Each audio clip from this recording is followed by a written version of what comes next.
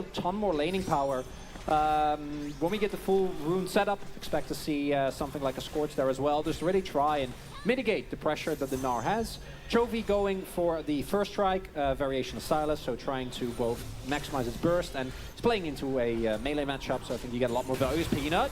Yeah, going in aggressively as Faker already down to 300 health. The permafrost will come in. There's the flash, but the follow's there, and Chovy gets his revenge, and this game he'll pick up first blood. Yeah, I'm starting to feel that 2-0 confidence from No, don't bet down.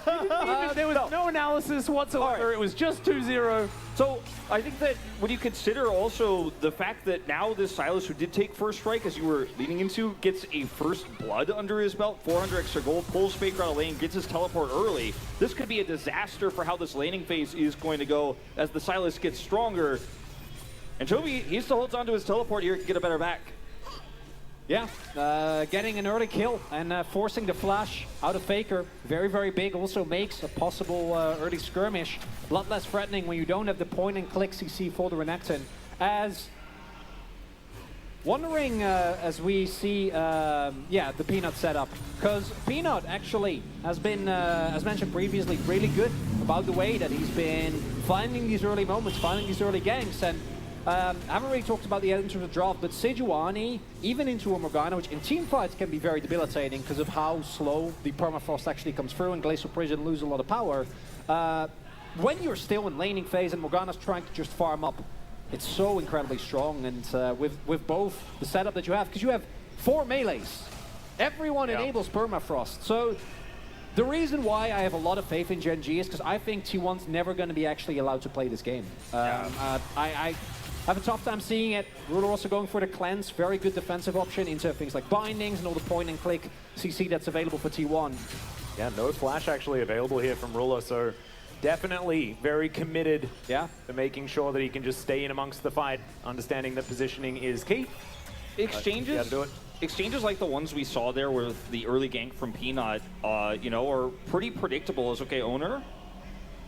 Around the side here as he is going to spot Chovy. Chovy sees him. Let's see whether the Dark Binding will connect. Right now, Aatrox with control, and yeah, Chovy will be able to sidestep Dark Binding. Mind games complete, and won there by Chovy this time. The way that this goes wrong for T1, I think, is falling too far behind too early, right? And we know how these two drafts interact in terms of the way there's a front line for this Zeri. This ward will spot Peanut. Still could commit to the dive. Not going to go for it this time, but Lehens, he's running real quick. Doesn't have Ghost or anything like that, but Gumayusi's going to Ghost himself. And so that means just by looking menacing, Lehens going to be able to pick that one up. And this is what we were talking about, 4-0 right now on the Singed. Lehens just pretty good at it. It's not again. Going to look for a return gank here onto Faker. More permafrost to come in, but they do just back away. Faker getting to relative safety, I guess, and also not knowing exactly where Owner was waiting. Yeah, and I think that the way that like the draft works out here for T1, I think was so based on a hard pivot, right? Of Faker saying I could play this Renekton as Peanut is not done. Yep, he's coming back. Lehens gonna throw down the Mega Adhesive. Faker's slicing, he's dicing, he's trying to get out, but Owner wasn't even allowed to Black Shield him. He couldn't get close enough, and Faker is going to be dead again. And the point I'm trying to make here is just being illustrated repeatedly while I'm trying to make interrupted, making your point by your point being made. Yeah, exactly. You're playing into the Sylas melee here with the Sejuani. This is what you were saying earlier, Chronicler, about how strong this duo is together. And I think as Faker, ideally here, you'd want to play something with a little bit more lane pile, a little bit more control, but you're playing into the Sejuani, and the Morgana is a binding binary. Should she hit it? Does she not? That's your end result, whereas Sejuani, no flash on the Renekton, you can keep coming back for more, and as a result, Faker is finding himself falling further and further behind. And a lot of this comes down just to how incredibly well Peanut is able to be ahead of all these plays. Because, like, turn it the other way around. If Chovy gets hit while he's not in the wave with a stun, he dies. Like, there's a Renekton stun, there's a binding, and you're gone. There is no counterplay, but because every single time that this happens, it's Gen.G that is on the front foot, right? It's Gen.G setting up the play. They have a man advantage, so what you're going to do. Lehens, level 5, by the way. Thank you for that, Nila. Definitely a necessary part of the kit, as 2-0 on the Sylas is Chovy already, and this is a pick where if you can just coast until like level 11, you're perfectly happy. They had the wraparound there too on the stage. Avoided the control ward. Well, speaking about wraparounds, there's the flash from Lahens. Ruler going to be diving forward. That is not the Glacial Prison you're looking for there, Peanut, but Ruler now does have that Apotheosis available. Gumyushi's going to go down, and now Carrier is a cat with a book, but no friends. And that's a double kill as Ruler. How many multi-kills has he got this series? We're not even like a bit of the way into game 2 yet. And I was worried this was going to happen. I didn't quite expect it to like this pace. I was thinking it's going to be around a Herald fight, was going to be maybe around an early Dragon, but Gen.G is absolutely decimating this early game. It's crazy how much value Peanut has had across the map. He takes Flash away from Faker early, grabs that kill, comes back for a second pass, gets the second kill, comes down here bottom side, helps set up for double. Ruler's grabbing plate gold. Solo, plus 160. I mean, this could not be a bigger lead for Gen.G right now with a composition that is so snowbally. As he just hits this max range, flashes in, tosses him back. Guess who's here? Peanut, level 6, doesn't hit his ult. Doesn't matter, Guma has no way out. And it's because of Yuumi. Ah, he misses this as well on the wall. And with the Yuumi here, it's just a double. Yeah, the Apotheosis actually pulling him out of the Jet Set Radio future. So a little bit of a shame there for Gumyushi. Level 6, I mean, that's your experience advantage. 100%. So now, Gen.G, it's all about just pushing this advantage ever further. Close to 2,000 gold, but that's pretty decent here at close to 9 minutes into the game, and Peanut is going to look to extend that even further by taking this Rift Herald. Also see Doran going for the Eclipse build, so assuming it needs to be Eclipse, Cyril does, Black Cleaver. As Lahens only has Axe Flash, but even with Axe Flash, that cinch is terrifying, and we're seeing happening right in front of our eyes why no one is there to pick Yuumi against Gen.G, and it feels like a lose-lose. You ban Yuumi, and you don't get it, or you pick it, and then it's doomed. Yeah, and I just want to defend my prediction, right? Because we see Zeri Yumis so often, and they just win. This Zeri Yumi also has a Morgana as well. So it's like, how are you ever going to kill the Zeri in the late game? What I didn't realize, gentlemen, that obviously the smarter men, who are the analysts on this test, should have understood, is that sometimes you're just not allowed to play a late game. And that's exactly what you were talking about. Look at the Faker, leads. oh dear. This is a bit dangerous, but yeah, you can see the gold is already so far in their favor. Okay, final chapter's going to come through. There's the flash out from Chovy. Faker is still very, very low. But T1 not going to be able to find that. They do get a lot of summoner spells, and by a lot I mean just Chovy's flash, but it's still very important. Peanut is everywhere and Owner is nowhere. He has saved now Chovy after being 100% kill contribution in both the kills on Faker, the bottom kills as well. He is the brains of the operation. Peanut has been so good at this, and unfortunately Morgana that is going to be a counter pick here relies on smart pathing, and Owner just has not been able to keep up with Peanut this game. And as it snowballs away, obviously it gets harder and harder to keep up with the tempo. Oh, no, no, no. Okay, they spot him. That's good. At the very least, but I mean, you're potentially going to get dove. Morgana has to come over. Yeah, has to cover, and this is what keeps you on the back foot. As Peanut now moving away, Faker, they have an inkling. Yeah, there are a lot of pings. T1 know exactly what's going on, but can they stop it is going to be the question. Faker has his flash available, but there is the Everfrost to stun to come through. Faker still should be all right, but another chain is going to land. Dominance is going to come through, and now Gen.G are just chasing after the Crocodile. They are bullying the T1 mid laner. Mega Adhesive. Lance just says that's enough, and he books it out of there. And in the meantime, Shelly smacks down the turret. I mean, you, as Owner here, you were pathing bottom because you saw the Sejuani. Zeus going to have to get over the wall here. Will the chains connect? Oh, They man. barely even needed to, as Doran's just going to pick up that kill. Flashes over the wall. And that is going to be that, and Gen.G are steamrolling this game. Yeah, I mean, Peanut, he shows bottom. Owner has to come down. He's coming over. no! Oh, God, this is just done. No! Oh dear, they get the bad news. He's in the sky, gets flicked back. There's the Glacial Prison. The setup's beautiful. The binding doesn't connect. The ulti does come through, though, and there is a skate away here for Gumyushi, so he'll survive. But at what cost? But who cares? Like, he has to use summoners, heal, exhaust, thrown away. Gen.G gonna pick himself up a second Drake. Blades are dropping. And as I said, I don't think we're ever getting to a point where Zeri Yuumi gets to do their thing. Yeah. Well, I certainly don't think we are now. That is for sure. I mean, the fact of the matter is, look at where Owner is. He passed bottom. Peanut leaves. He's on Krugs because he's like, all right, well, I don't know what's going on here. Faker has to path topside because he knows his jungler isn't here. So even having Flash isn't going to save him in this moment. Adhesive comes down, he's dead. And like, he's just been left alone, as is Zeus here. Again, owner bottom side during this. Yeah, we can see already they had to invest the final chapter. You can see picture in picture. But this is what happened to start off the troubles here for Zeus as he hits Minina. He's at half health, and Gen.G have him exactly where they want him. And Owner's just trying to hold wave mid because Faker's dead, everybody's dead. There's no control whatsoever. This is a stomp. Yeah. Yeah, and in situations like this, these one-item spikes from Gen.G are absolutely disgusting. Like early Eclipse. It's the reason why Doran is able to chunk Zeus the way he does. And Zeus, he's just desperately trying to create some pressure on the map because everywhere else is a pure disaster. One plate still alive on mid. I don't even want to talk about the bot lane because it's even more rough. And then the top lane is, as far as things go for T1, the best situation, but still very bad. It's another Infernal, and as Gen.G, do you think T1's going to be able to contest the next two Drakes? I don't know. Maybe the best news for T1 is that this game might be over before a soul is even a question mark. Maybe it's Elder Flip. Maybe that's where we do it. Well, perhaps, but Zeus is now going to take a lot of damage here from Doran. Offers a bit back, as you could see.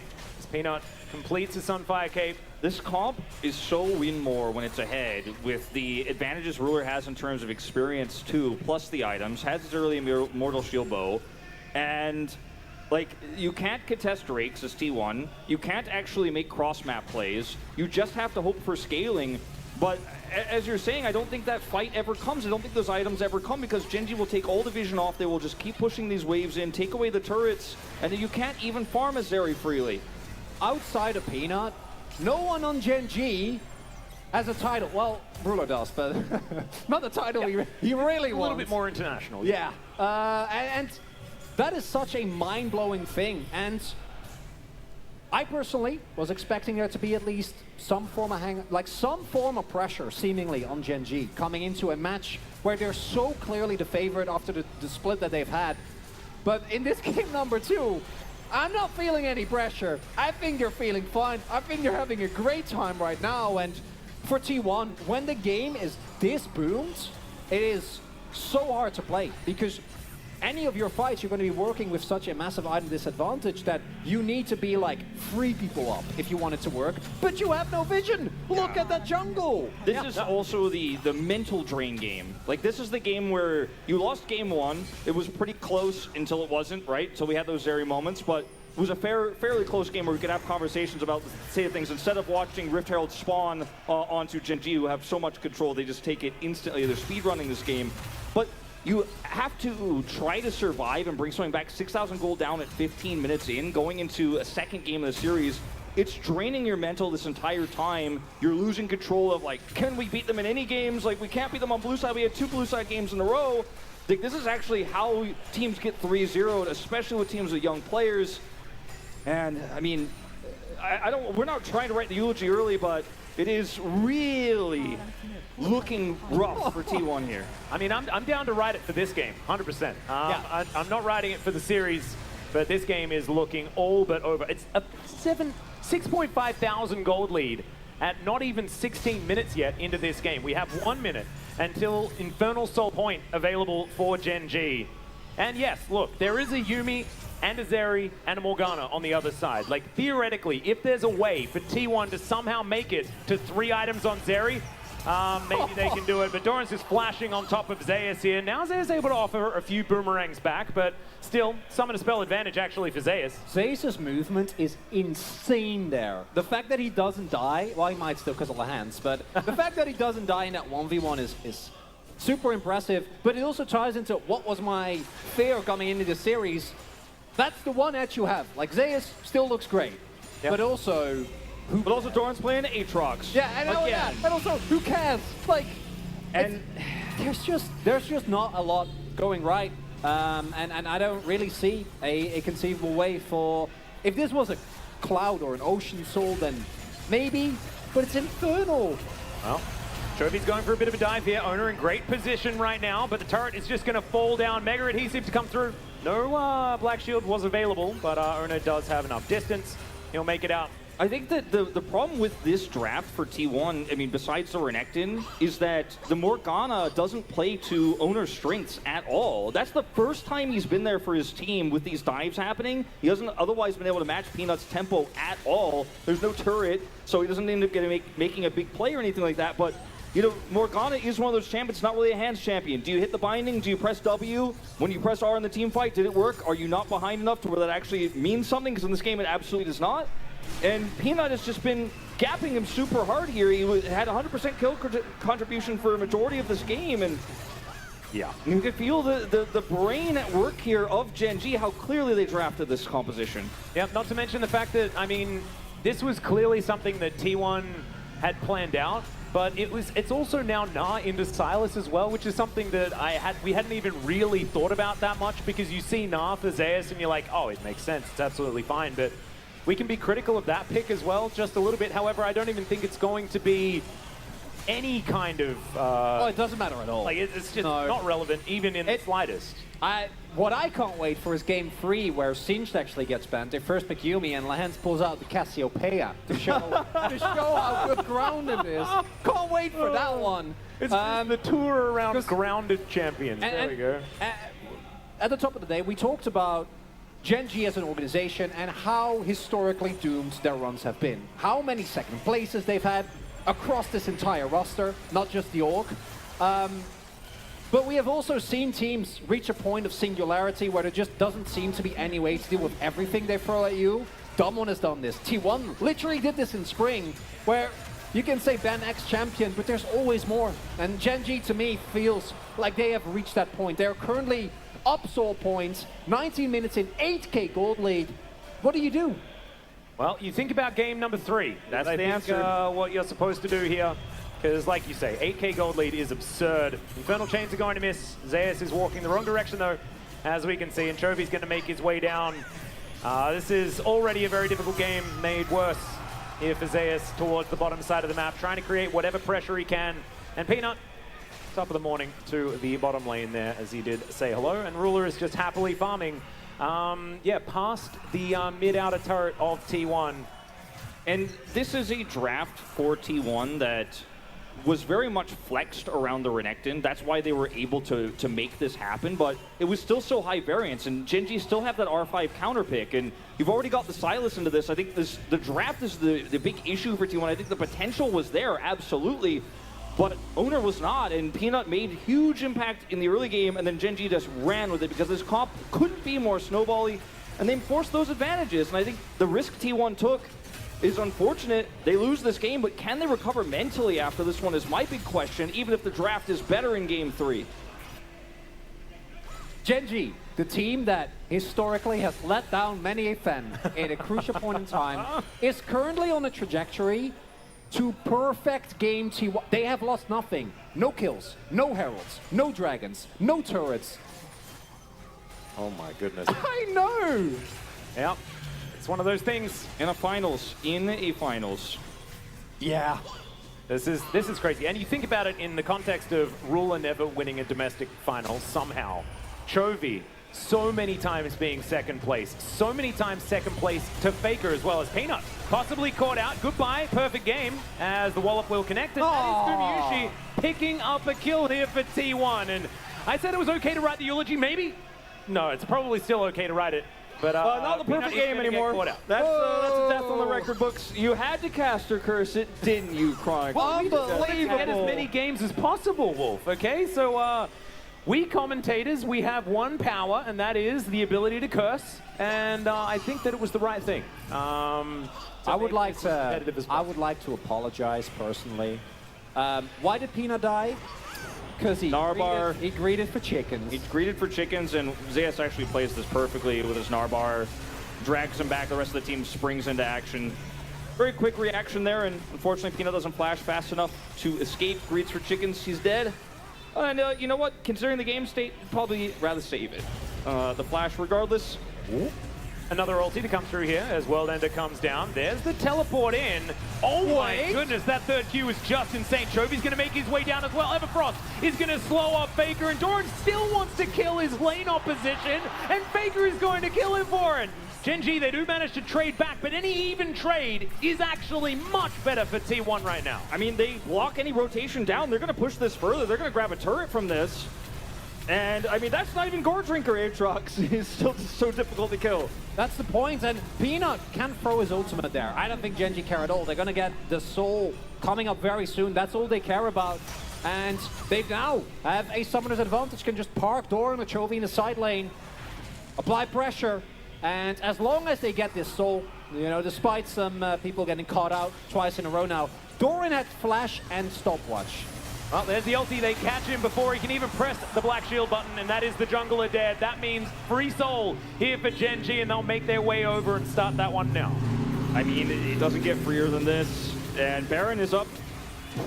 T1 don't have the damage to start it. They don't have vision control. You can see they're kind of trying to posture towards it, but it's a pipe dream at this point. Lehends is going to push this wave, even though he's a support. He's trying to come over here and look for any sort of control on Naguma as he can. Like, he's just like, oh yeah, come over here. We will engage on you. We have all... Well, Zeus does have a Yuumi. Ruler is going to be able to dash his way out. He, of course, dodges a bunch of those auto attacks. Doran feeling pretty good. Doran possibly in trouble, and Gumayushi is going to take away his shellfish. Zeus is rotating up as well. Final chapter comes down. Doran trying to turn it here where he can. He gets exhausted though. There's the flash now. Great stopwatch there from Doran. Is it going to be enough to save him though is the question, and the answer is yes. Humble Dash does come through. Oh my god, Faker just explodes. Peanut misses the ultimate, but it may not matter at all. He flashes for the Winter's Wrath as Gumayushi's over the wall. Decent binding is going to be there, but the Gnar is also dead, and now Gen.G are looking for a Baron. Ruler wasn't even there! Oh. Well, this is a really rough game here for T1, but Owner is still looking to try and challenge for this Baron. Lehends is very, very low. Mega Adhesive does go down as Chovy's going to flash. There's the three-man Gnar. He kills the Zeri so extremely quickly, and it's another kill to go over to Ruler as well. Gen.G will take the Baron, and they're going to now look to push in all of these lanes and win this game. I was going to discuss it earlier, but the game seemed so off the rails, it never seemed like it was going to be relevant. But also, Gnar into Silas. Yeah, I know. I had to mention it on the side, like it's 14 minutes or something. It's just really, I mean, there's like so many issues here on so many levels. And Doran, because he has stopwatch here, is never in any danger. Rotation is quick. Teleport comes over for Chovy. And you're trapped here as T1. You have to chase, you have to find something, but you don't have damage. You have no items. You have no control in this game. And throughout all of this, again, they're down a member. They're down a member, but they have so much gold. It's basically still a fight with advantage for them. So this play, you need to pull the trigger as Gen.G. You don't want to risk the steal coming through. And Chovy pulls the trigger. End of the game, I think, right there. Well, game ended a while ago, but this is truly the... I don't know how many nails go in a coffin, but like they're really overdoing it here. Yeah. This is basically a coffin made out of nails now. Yeah. At this point in time. High-powered nail gun, firing them in. No, I would 100% agree. Gen.G still need to cross the I's and dot the T's, as they say. Look at the damage here. It is insane for Chovy this game. Ruler's damage.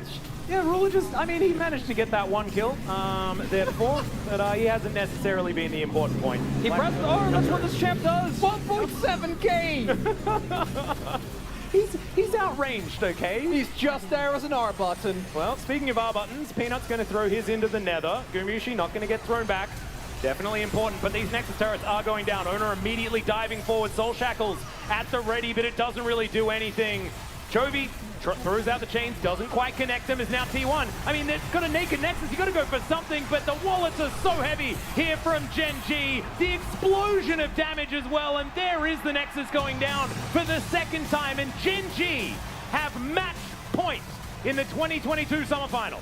Gen.G, for me, this game, the second game of League of Legends we just watched, what little we did see in that game. I mean, we saw all of the game, but Peanut was the guy, and he is the one player who does have titles, and we've talked about Ruler, we've talked about Lehends on his Singed, we've spent a